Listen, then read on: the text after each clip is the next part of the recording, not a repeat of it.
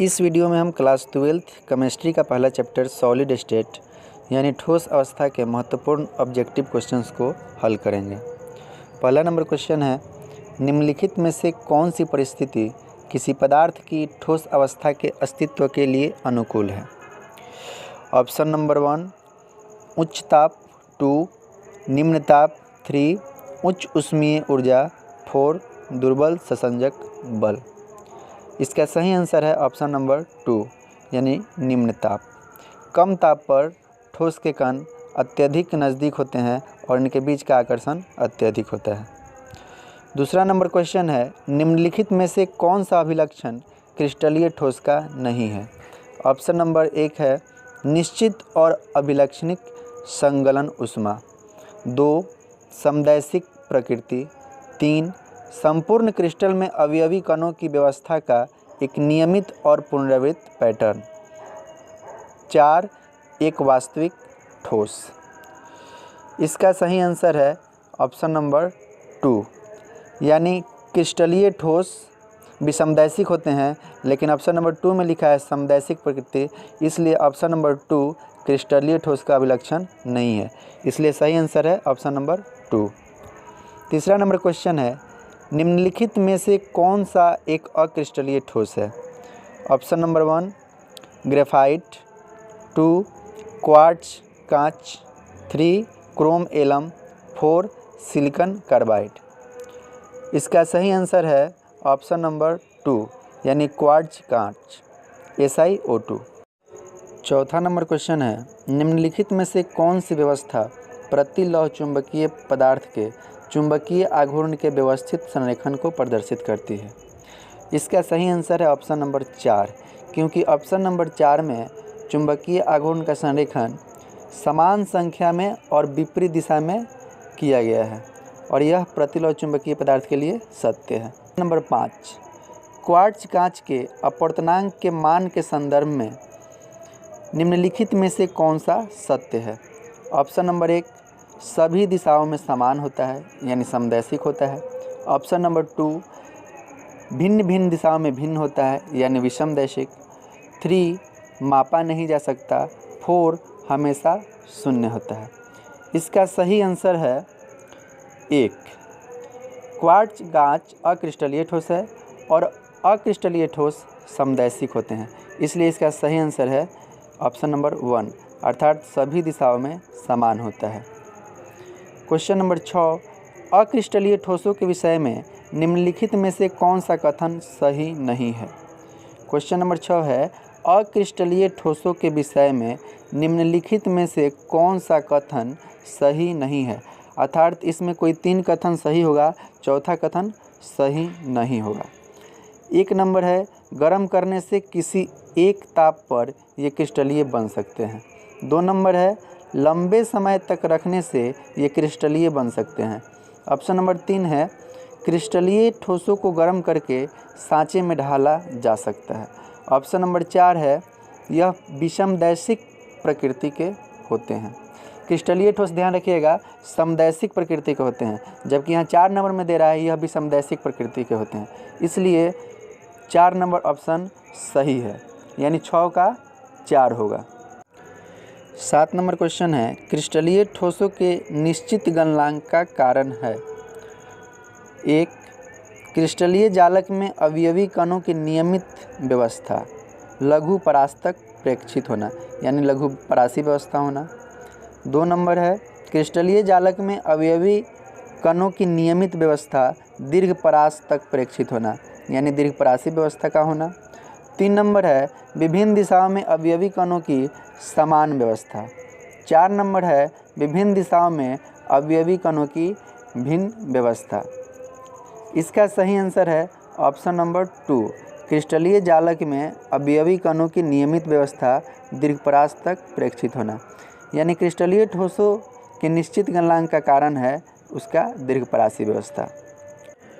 Question number 8 है, crystal जालक में आयोडीन के अणु डैश द्वारा बंधे रहते हैं।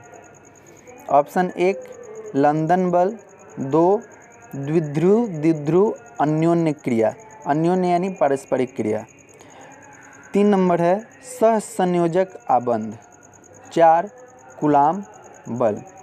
इसका सही आंसर है ऑप्शन नंबर 1 यानी लंदन बल। लंदन बल एक प्रकार का कमज़ोर अंतराण्विक बल है जो एक दूसरे के करीब दो परमाणुओं या अणुओं के बीच लगता है। लंदन बल एक प्रकार का कमज़ोर अंतराण्विक बल है जो एक दूसरे के करीब दो परमाणुओं या अणुओं के बीच लगता है। क्वेश्चन नंबर 9, निम्नलिखित में से कौन सा जालक वर्ग ठोस है?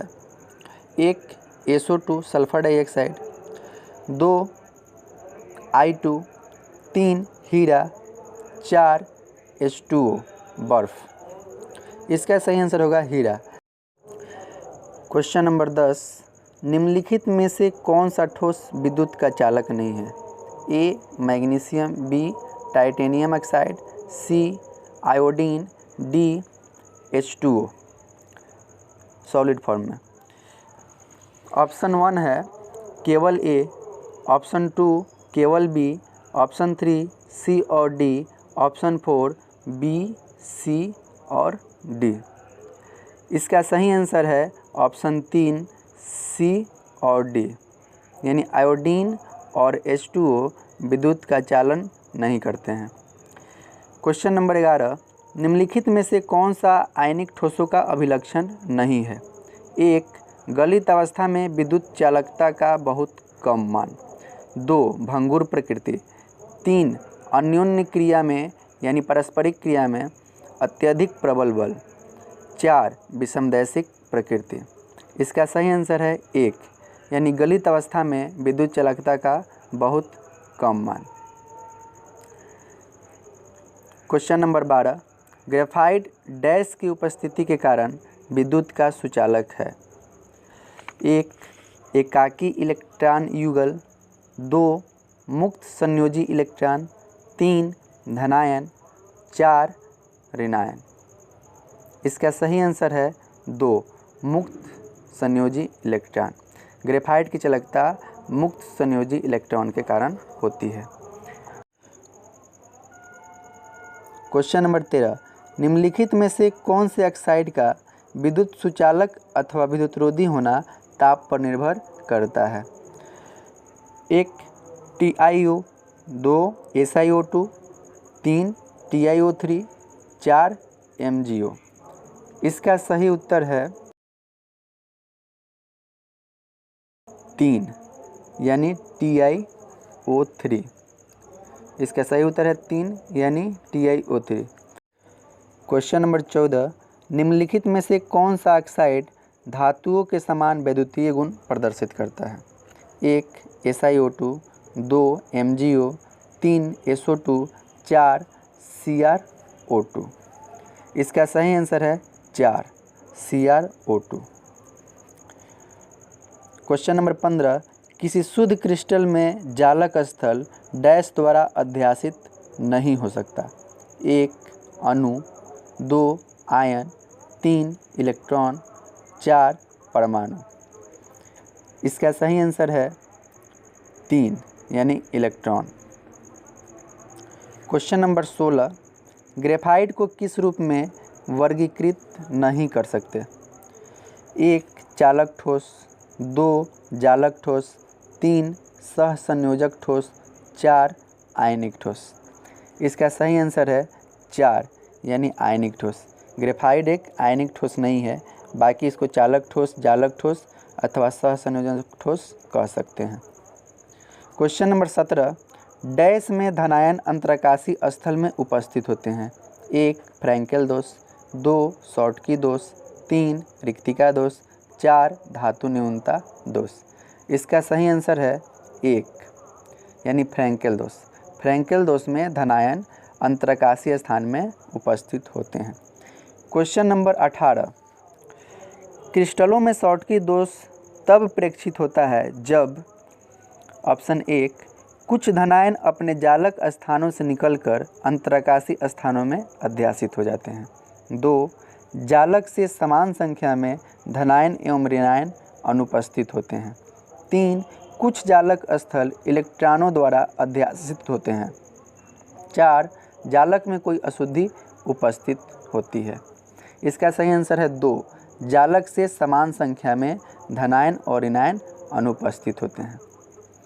क्वेश्चन नंबर 19, पी प्रकार के अर्धचालक द्वारा उपार्जित आवेश के बारे में निम्नलिखित में से क्या सही है?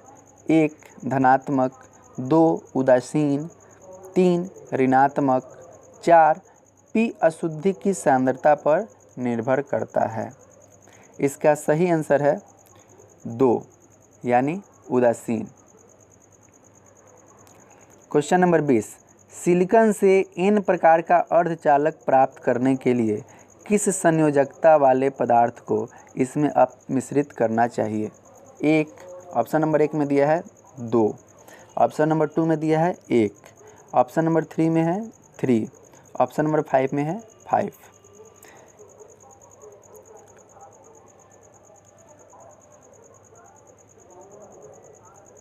एन प्रकार का अर्धचालक प्राप्त करने के लिए उच्चतर संयोजकता वाले पदार्थ को मिश्रित किया जाता है, यानी इसका सही उत्तर होगा 4, यानी ऑप्शन नंबर 4 में 5 है, यानी 5 संयोजकता वाले पदार्थ को इसमें अपमिश्रित करना चाहिए। क्वेश्चन नंबर 21 है, फलक केंद्रित एकक कोष्ठिका में यानी FCC में चतुष्फलकीय रिक्ति की कुल संख्या होती है। Option 1 6, option 2 8, option 3 10, option 4 12। फलक केंद्रित एकक कोष्ठिका में यानी FCC में कुल चतुष्फलकीय रिक्तियों की संख्या 8 होती है, यानी इसका ऑप्शन नंबर 2 सही है। क्वेश्चन नंबर 22, AgBr क्रिस्टल द्वारा निम्नलिखित में से कौन से बिंदु दोष प्रदर्शित किए जाते हैं? A शॉर्टकी दोष, B फ्रैंकेल दोष, C धातु अधिक के दोष, D धातु न्यूनता दोष। अब इसका ऑप्शन है 1 यानी A और B दोनों, 2 C और D दोनों, 3 A और C दोनों, 4 B एवं D दोनों। तो AgBr एक ऐसा क्रिस्टल है जिसमें शॉर्टकी और फ्रैंकल दोनों प्रकार का दोष पाया जाता है, इसलिए इसका ऑप्शन नंबर 1 सही है, A एवं B दोनों। क्वेश्चन नंबर 23 है, किस युगल में सर्वाधिक संकुलन क्षमता होती है? ऑप्शन 1 HCP तथा BCC, ऑप्शन 2 HCP तथा CCP, ऑप्शन 3 BCC तथा CCP, ऑप्शन 4 BCC तथा सरल घनीय कोष्ठिका। इसका सही आंसर है HCP तथा CCP, यानी ऑप्शन नंबर 2, क्योंकि संकुलन क्षमता HCP की 74% होती है और यह सर्वाधिक होती है। क्वेश्चन नंबर 24 है, अंतः केंद्रित घनीय व्यवस्था में रिक्त स्थान का प्रतिशत होता है। ऑप्शन 1 है 74, ऑप्शन 2 है 68, ऑप्शन 3 है 32, ऑप्शन 4 है 26। इसका सही आंसर है ऑप्शन 3 यानी 32। अर्थात जो BCC होता है यानी अंतः केंद्रित घनीय व्यवस्था, उसमें संकुलन क्षमता जो होती है वो 68% होती है, इसलिए उसमें रिक्त स्थान 100 में से 68 को माइनस कर लेंगे तो 32% आएगा। षटकोणीय निविड़ संकुलन के लिए निम्नलिखित में से कौन सा कथन असत्य है? ऑप्शन 1 उप सह संयोजन संख्या 12 होती है, ऑप्शन 2 इनमें संकुलन क्षमता 74% होती है, ऑप्शन 3 द्वितीय परत की चतुष्फलकीय रिक्तिकाएँ तृतीय परत के गोलों द्वारा आच्छादित रहती है, ऑप्शन 4 इस प्रकार की व्यवस्था में चतुर्थ परत के गोले प्रथम परत के गोले से पूर्णतः संरेखित होते हैं। इसका सही आंसर है 4, यानी इस प्रकार की व्यवस्था में चतुर्थ परत के गोले प्रथम परत के गोलों से पूर्णतः संरेखित होते हैं, यानी 4 नंबर ऑप्शन षटकोणीय निविड़ संकुलन के लिए असत्य है और इसमें असत्य वाले को ही सही करना है, इसलिए 25 का 4 सही है। 26 नंबर क्वेश्चन है, निम्नलिखित में से किस संकुलित संरचना में धनायन तथा ऋणायन के लिए उप सहसंयोजन संख्या समान होगी? Option number 1 Cl minus ion FCC जालक बनाते हैं और Na प्लस आयन एकक कोष्ठिका की सभी अष्टफलकीय रिक्तिकाओं में उपस्थित हैं। ऑप्शन 2, Ca2+ आयन FCC जालक बनाते हैं और F- आयन एकक कोष्ठिका की सभी 8 चतुष्फलकीय रिक्तिकाओं में उपस्थित है। ऑप्शन 3, O2- आयन FCC जालक बनाते हैं और Na आयन एकक कोष्ठिका की सभी 8 चतुष्फलकीय रिक्तिकाओं में उपस्थित है। ऑप्शन 4, S2- आयन FCC जालक बनाते हैं और Zn2+ आयन एकक कोष्ठिका की एकांतर चतुष्फलकीय रिक्तिका में स्थान लेते हैं। इसका सही आंसर है ऑप्शन 1, यानी Cl- आयन FCC जालक बनाते हैं और Na+ आयन एकक कोष्ठिका की सभी अष्टफलकीय रिक्तिकाओं में उपस्थित रहता है। 27 नंबर क्वेश्चन है, द्विविमीय वर्ग निविड संकुलित संरचना में उप सहसंयोजन संख्या क्या होती है? Option 1 2, option 2 3, option 3 4, option 4 6। तो इसका सही आंसर है 27 का 4, यानी कि ऑप्शन नंबर 3। द्विविमीय वर्ग निविड संकुलित संरचना में उप सहसंयोजन संख्या 4 होती है, यानी प्रत्येक गोला अन्य 4 गोलों से घिरा रहता है। क्वेश्चन नंबर 28, अपमिश्रण से किस प्रकार का दोष उत्पन्न होता है? 1 प्रवंश दोष, 2 शॉर्टकी दोष, 3 फ्रैंकेल दोष, 4 इलेक्ट्रॉनीय दोष। इसका सही आंसर है ऑप्शन नंबर 4 इलेक्ट्रॉनीय दोष। क्वेश्चन नंबर 29 है, सिलिकॉन में इलेक्ट्रॉन घनी अशुद्धि को अपमिश्रित करने पर डैश बनता है। ऑप्शन 1 है पी प्रकार का अर्धचालक, 2 एन टाइप का अर्धचालक यानी एन प्रकार का अर्धचालक, 3 आंतर अर्धचालक, 4 कुचालक। इसका सही आंसर है 2, यानी एन प्रकार का अर्धचालक। एन प्रकार का अर्धचालक इलेक्ट्रॉन घनी अशुद्धि को अपमिश्रित करने पर बनता है, जबकि पी टाइप का अर्धचालक इलेक्ट्रॉन न्यून अशुद्धि को अपमिश्रित करने पर बनता है। तो इसलिए इसका सही आंसर है 2, यानी एन प्रकार का अर्धचालक। क्वेश्चन नंबर 30, निम्नलिखित में से कौन सा कथन सत्य नहीं है? 1 चुंबकीय क्षेत्र में अनुचुंबकीय पदार्थों का क्षीण आकर्षण होना, क्षीण यानी दुर्बल। 2 लौह चुंबकीय पदार्थों को अस्थायी रूप से चुंबकत्व प्रदान नहीं किया जा सकता। 3 प्रति लौह चुंबकीय पदार्थों में डोमेन परस्पर विपरीत अभिविन्यासित रहते हैं। 4 प्रति चुंबकीय पदार्थों में इलेक्ट्रॉनों का युग्मन उनके चुंबकीय आघूर्ण को आपस में निरस्त कर देता है। इसका सही आंसर है ऑप्शन नंबर 2, यानी लौह चुंबकीय पदार्थों को अस्थायी रूप से चुंबकत्व प्रदान नहीं किया जा सकता, यह कथन सत्य नहीं है। 31 आयनिक ठोसों के लिए निम्नलिखित में से कौन सा कथन सत्य नहीं है? 1 बड़े आयन निविड संकुलित संरचना बनाते हैं। 2 छोटे आयन अपने आकार के अनुसार चतुष्फलकीय अथवा अष्टफलकीय रिक्तियों में अध्यासित होते हैं। 3 सभी रिक्तियां अध्यासित होना आवश्यक नहीं होता। 4 चतुष्फलकीय तथा अष्टफलकीय रिक्तियों का अध्यासित अंश रिक्तियों में अध्यासित होने वाले आयनों की त्रिज्या पर निर्भर करता है।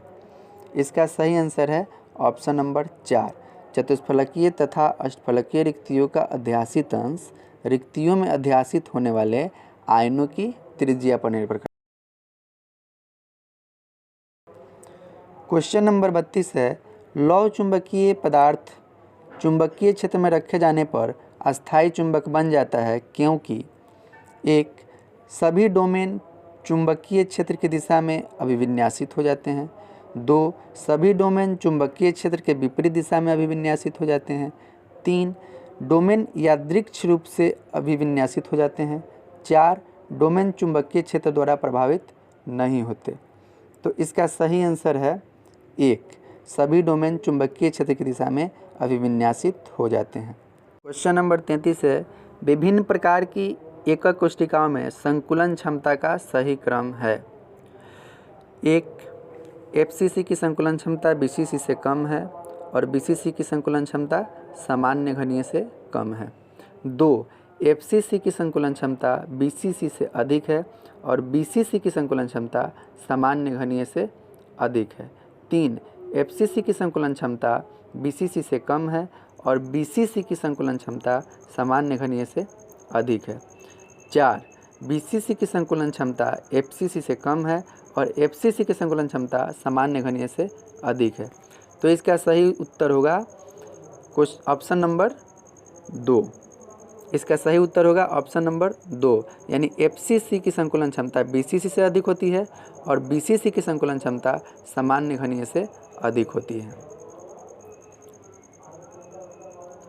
क्वेश्चन नंबर 34, निम्नलिखित में से कौन सा दोष प्रभंश दोष भी कहलाता है? 1, फ्रैंकेल दोष, 2, शॉर्टकी दोष, 3, नॉन स्टोइकियोमेट्रिक दोष, 4, सामान्य अंतराकाशी दोष। इसका सही उत्तर है फ्रैंकेल दोष। फ्रैंकेल दोष को प्रभंश दोष के नाम से भी जाना जाता है। क्वेश्चन नंबर 35 है, घनीय निविड़ संकुलन की एकक कोष्ठिका में ऑप्शन नंबर 1, 4 चतुष्फलकीय रिक्तियाँ होती है जो 4 समीपवर्ती एकक कोष्ठिकाओं द्वारा सहभाजित होती है। 2, एकक कोष्ठिका के भीतर 4 चतुष्फलकीय रिक्तियाँ होती हैं। 3, 8 चतुष्फलकीय रिक्तियाँ होती हैं जो 4 समीपवर्ती एकक कोष्ठिकाओं द्वारा सहभाजित होती है। 4, एकक कोष्ठिका के भीतर 8 चतुष्फलकीय रिक्तियाँ होती हैं। इसका सही उत्तर है 4, एकक कोष्ठिका के भीतर 8 चतुष्फलकीय रिक्तियाँ होती हैं। क्वेश्चन नंबर 36, FCC, BCC तथा सामान्य घनीय एकक कोष्ठिका में गोलों की त्रिज्या के रूप में एकक कोष्ठिका के किनारे की लंबाई क्रमशः होती है, यानी किनारे की लंबाई और त्रिज्या के बीच संबंध को दिखाना है। तो इसका सही आंसर है ऑप्शन नंबर 1, यानी FCC में किनारे की लंबाई और त्रिज्या में संबंध होता है A = 2√2r। BCC में A = होता है 4r/√3 और सामान्य घनीय में A = होता है 2r। क्वेश्चन नंबर 37 है, निम्नलिखित में से ठोसों में चालकता का सही क्रम कौन सा है? इसका सही उत्तर है ऑप्शन नंबर 1, यानी धातु की चालकता कुचालक की चालकता से अधिक होती है और कुचालक की चालकता अर्धचालक की चालकता से कम होती है। इसलिए इसका सही आंसर है ऑप्शन नंबर 1।